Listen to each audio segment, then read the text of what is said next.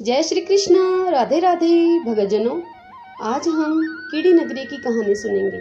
कीड़ी नगरी की कहानी सुनने से भगवान विष्णु प्रसन्न होते हैं और इस कहानी को सुनने और सुनाने से घर में धन आने के सभी रास्ते सुगम होते हैं। आइए अब कथा सुनते हैं। एक समय की बात है, एक दादी और एक पोती थी। दादी नित्य प्रतिदिन कीड़ी नगरी की कहानी कहा करती और उसकी पोती उस कहानी का हुंकारा भरती थी। तत्पश्चात दादी ने 7 दिन तक कीड़ी नगरी की कहानी सुनकर उस कहानी का उद्यापन कर दिया। पोती का उद्यापन दादी ने कराया नहीं। अब समय बीतने पर वह पोती जवान हो गई। तब उसकी दादी अपने बेटे और बहू से कहने लगी एक दिन कि बेटा, कोई अच्छा घर और वर देखकर इसकी शादी करा दो। तब बेटे ने हामी भर दी और तत्पश्चात उस बेटे ने एक अच्छा और एक छोटा घर परिवार देखकर, अच्छा काबिल लड़का देखकर अपनी बेटी की शादी उससे करा दी। अब वह लड़की विदा होने के बाद जैसे ही अपनी ससुराल पहुंची, उसकी सास अपनी बहू को गाड़ी से उतारने के लिए आई। तब उसकी सास ने देखा कि उसका जो बेटा था वह अब कोढ़ी हो गया है। तब उस लड़की की सास कल झल करती हुई इधर से उधर कहती फिरे, मेरे तो ऐसी निर्भाग बहू आई है कि उसके आते ही मेरा बेटा कोढ़ी हो गया है। ऐसी बहू का मेरे घर आंगन में कोई काम नहीं, मैं नहीं रखूंगी इसे अपने घर में। और वह सास ऐसे बोलती हुई कहने लगी कि इसे जंगल में छोड़ाओ, वहाँ इसके लिए एक झोपड़ी डाल दो, एक चारपाई, बैठने के लिए चौकी, हवा डालने के लिए पंखा इसको दे दो और वहाँ पर एक पानी का मटका भर कर रखाओ। वहाँ जंगल में यह बैठी रहेगी और अपने पति की मक्खियाँ उड़ाती रहेगी। तत्पश्चात ऐसा ही हुआ। उस लड़की के लिए जंगल में एक झोपड़ी बना दी, चारपाई रख दी वहाँ और एक मटका पानी का भरकर वहाँ रखाई। और इस प्रकार वह दादी की पोती अपने कोढ़ी पति के साथ जंगल में रहने लगी। उसकी सास सुबह शाम रोज उनके पास जाती, 2 रोटी उन्हें ठंडी बासी देकर वापस अपने घर आ जाती। अब उस लड़की को जंगल में रहते 6 महीने से भी अधिक का समय हो गया। तब एक दिन उस लड़की की माँ अपने बेटे से कहने लगी कि बेटा, तेरी बहन की शादी करे हमें। उसको विदा किए घर से 6 महीने से भी अधिक का समय बीत गया है और हमने तो उसकी कोई खोज खबर भी नहीं ली है। किस हाल में जी रही होगी। बेटा, एक दिन तू वहाँ जा उसके ससुराल और उसकी सास से पूछकर कुछ दिन के लिए उसे यहाँ ले आ, और नहीं तो उससे मिलकर, उसको देखकर, संभाल कर आ जाना।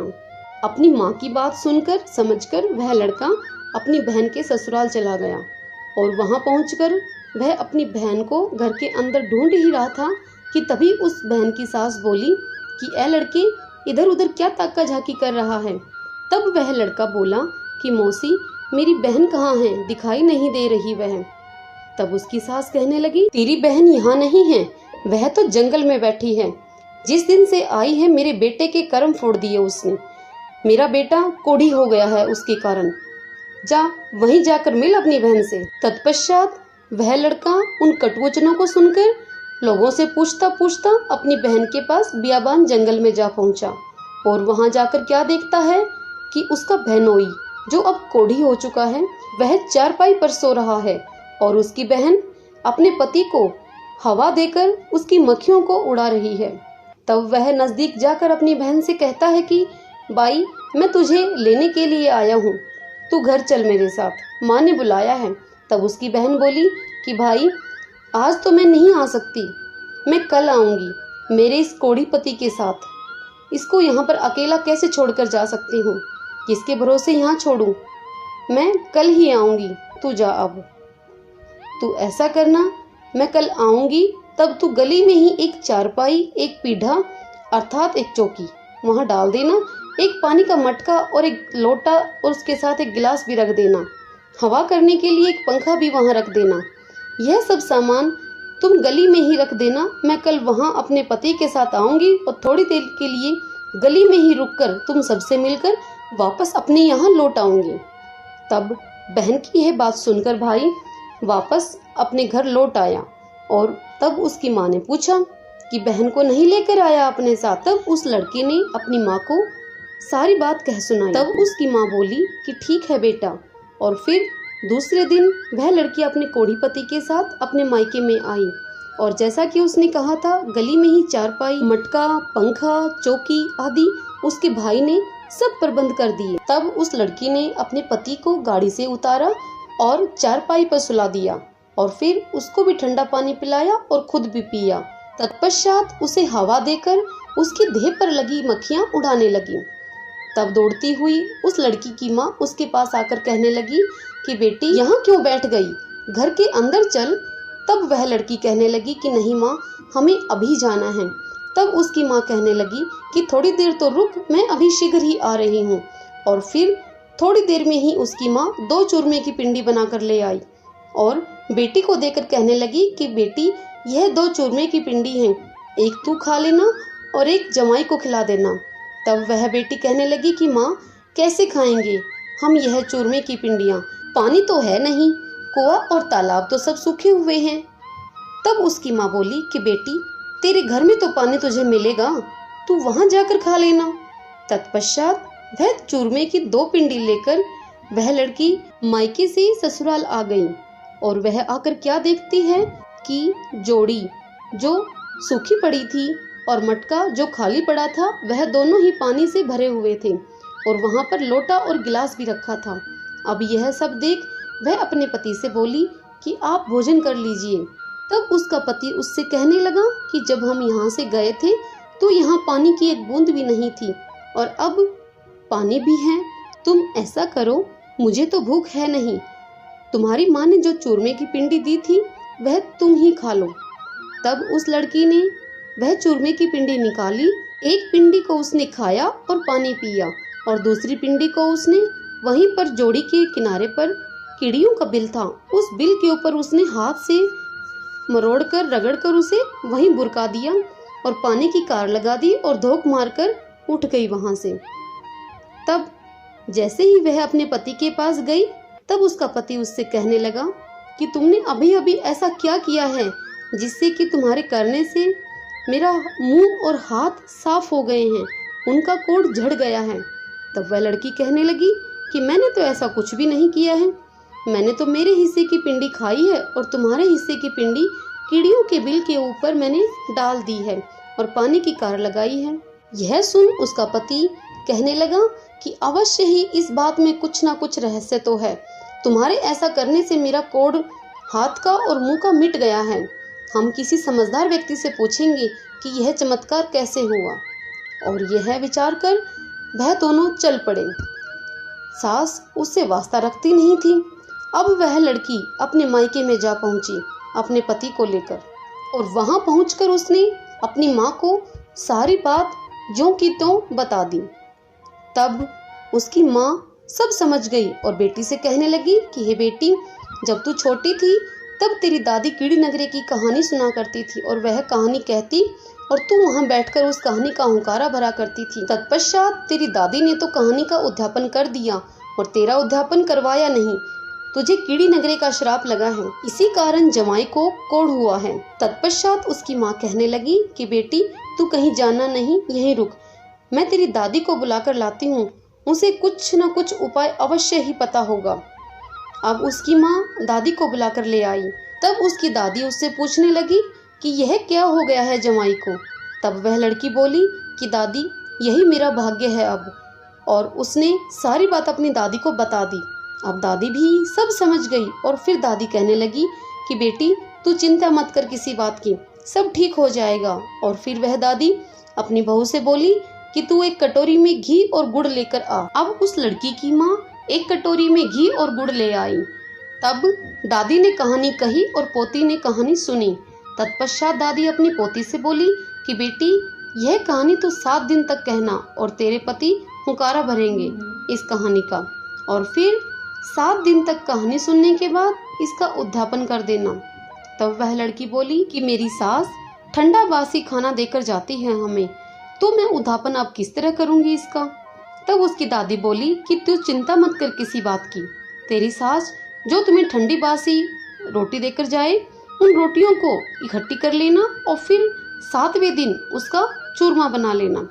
4 पिंडी तैयार करना, 2 पिंडी तू ले लेना हाथ में और 2 पिंडी तेरे पति को दे देना, तुम दोनों के पास दो दो पिंडी होंगी, उनमें से एक एक पिंडी तुम खा लेना और बची हुई एक एक पिंडी को तुम कीड़ी नगरे अर्थात कीड़ियों के बिल के ऊपर बुरका देना, पानी की कार लगाकर धोख मार लेना। तब लड़की कहने लगी कि ठीक है दादी, हम ऐसे ही करेंगे। और फिर वह लड़की अपने मायके से अपने ससुराल आ पहुंची उस झोपड़ी में। और पहुंचने के बाद थोड़ी देर के बाद वह अपने पति से कहने लगी कि यदि आप मेरी कहानी का हुंकारा भर दें तो मैं कीड़ी नगरे की कहानी कहा करूंगी। तब उसका पति कहने लगा कि तेरे इस कहानी से यदि मेरा कोढ़ झड़ जाए, मेरे हुंकारे भरने से यदि मैं ठीक हो सकूं तो मैं यह काम अवश्य ही करूंगा। तू ये मेरे लिए ही तो कर रही है। और फिर वह लड़की कहानी कहने लगी और उस कोढ़ी पति ने हुंकारे भरे उस कहानी के। इस तरह कहानी कहते सुनते 6 दिन उन्हें बीत गए। तब वह कोढ़ी अपनी पत्नी से बोला कि कल 7वां दिन है, कल कहानी का उद्यापन भी करना है। तुम ऐसा करना, मेरी माँ जो रोटी देकर जाती हैं उनसे तू कल सुबह चूरमा बना लेना और चूरमे की 4 पिंडी तैयार करना।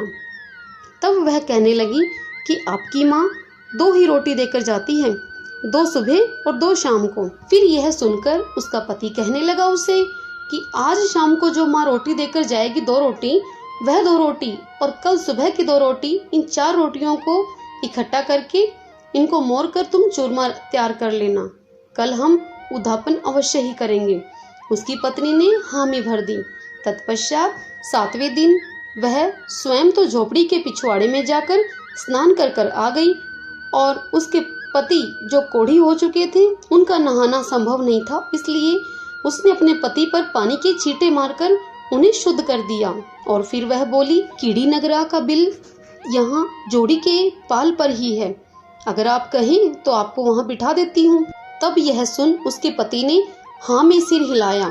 तत्पश्चात वह दोनों जोड़ी की पाल पर जाकर बैठ गए और उस लड़की ने कहानी कही और उस कोढ़ी पति ने कहानी का हुंकारा भरा।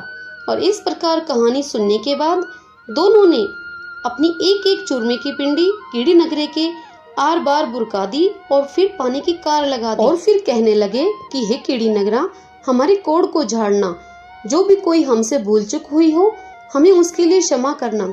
इस प्रकार उन दोनों ने कीड़ी नगरे की कहानी सुनी और उसका उद्यापन किया। तत्पश्चात दोनों ने वहां से उठकर बची हुई एक एक चूरमे की पिंडी खाई और पानी पिया। तत्पश्चात उस कोढ़िए की काया कंचन सी बन गई। फिर वह अपनी पत्नी से कहने लगा कि मुझे तू ढक दे ताकि मेरा स्वस्थ होने का किसी को रहस्य पता ही न चले। तब उस लड़की ने अपने पति के कहे अनुसार उसे ढक दिया। दोनों ने खूब हंसी ठट्ठा हंसी मजाक किए। वह दोनों बहुत ही प्रसन्न थे कोढ़ झड़ने से। तत्पश्चात सांझ हुई, तब उसकी माँ रोटी लेकर आई उनके लिए। उन्होंने चुपचाप वह रोटी उससे ले ली। फिर दोनों ने एक एक रोटी खाई और रात को सो गए। तत्पश्चात जब अगली सुबह हुई तब वह अपनी पत्नी से बोला कि अब यह चद्दर हटा दो मेरे ऊपर से, अब मुझे मत ढकना। जब सुबह उसकी माँ रोटी लेकर आई तो उसने क्या देखा कि उसका बेटा जो कोढ़ी था वह चारपाई पर बैठा है और चौकी पर वह बहू बैठी है। उसे अपनी आंखों पर यकीन ही नहीं। तब वह बहू पर क्रोध करती हुई उससे बोली कि अरे दुष्टनी, यह किसको लेकर आई है तू? मेरा कोढ़ी बेटा कहाँ है? तब वह बहू बोली कि सासू, ये तेरा ही बेटा है। तब सास फिर से बोली कि नहीं नहीं, यह मेरा बेटा नहीं है, मेरे बेटे को तो शेर वगैरह खा गए होंगे। तू तो रोटी खाकर रात को सो गई होगी और मेरे लाल को जंगली जानवर घींच कर ले गए होंगे। इस प्रकार क्रोधित और दुखी होते हुए वह कहने लगी कि इस जंगल में मुझे मेरा बेटा अब कहाँ मिलेगा और वह अब मुझे कहीं नहीं मिलेगा। तब वह बहू कहने लगी कि सासू, चाम की पहन ले चोली, लोह की तान ले तनात, ब्याह में आएगी जब बारात, तब तेरा परिवार इकट्ठा कर ले, फिर हमें उतार लेना, अपना लेना हमें। यदि छाती से तेरे दूध की धार बहे, तेरे बेटे की दाढ़ी मुझ पर जाकर लगे और मेरे घूंघट में गिरे, तो आप हमें अपनाकर अपने घर ले चलना, नहीं तो मैं जंगल में तो पहले से ही रह रही हूँ। अगर ऐसा न हो तो मुझे और बनवास दे देना। अब यह बात सुनकर वह सास अपने घर वापस आई और फिर उसने यह सारी बात अपने पति अर्थात उस कोढ़ी लड़के के पिता से कह दी। तब वह कहने लगा कि तू अपनी जिद छोड़ दे, अपने तो एक ही बेटा है। बहू ठीक ही कह रही है, उसे जंगल में रहते 6 महीने से भी अधिक का समय हो गया है। इस कारण हमारे पहचानने में वह नहीं आ रहा है। वह अपना ही बेटा है। उसे कीड़ी नगरी के श्राप के कारण कोढ़ निकला था और अब उसका उद्धापन करते ही वह ठीक हो गया है। बात मान ले बहू की, वह अपना ही बेटा है। तत्पश्चात माँ बाप दोनों ने मिलकर अपने सारे परिवारजनों को बुला लिया और पिता ने ढोल बजाने वालों को भी बुलवा लिया। और फिर माँ ने चाम की चोली पहनी, लोह की तना तान ली, गंदी नाली से पानी का एक लोटा भर लिया, फूटी हुई थाली ले ली, ज्वार का डोडा ले लिया और फिर अपने बेटे बहू को लाने और अपनाने के लिए वह माँ चल पड़ी। तब वह थाली सोने की हो गई और लोटा जो गंदी नाली से भरा हुआ था उसमें शुद्ध पानी भर गया। ज्वार के डोडे जो उसने लिए थे उनके स्थान पर मोतियों के दाने बन गए। और फिर जब वह माँ नजदीक अपने बेटे के पहुंची तब उसकी छाती से दूध की धार फूटी और सीधे ही उसके बेटे के मूंछों पर जाकर लगी और बहू के घूंघट पर लगी। फिर सब लोग कहने लगे कि आप नजदीक जाकर देखो उसके। तब वह माँ उस बेटे के नजदीक जाकर देखने लगी तो कहने लगी कि बेटा तो मेरा ही है, मेरी ही गलती है जिससे कि मेरे बेटे को कोढ़ हुआ, कीड़ी नगरी का उसे श्राप मिला।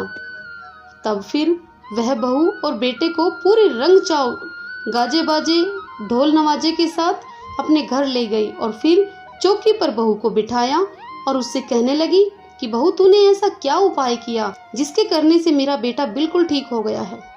तब बहू ने अपनी सास को सारी बात बता दी। तब सास कहने लगी कि हे कीड़ी नगरा महाराज, इस कहानी को कहते सुनते हुंकारा भरते सबका कोढ़ झाड़ना, सबके दुखों को दूर करना। सब बोलो विष्णु भगवान की जय। जय श्री कृष्णा। राधे राधे।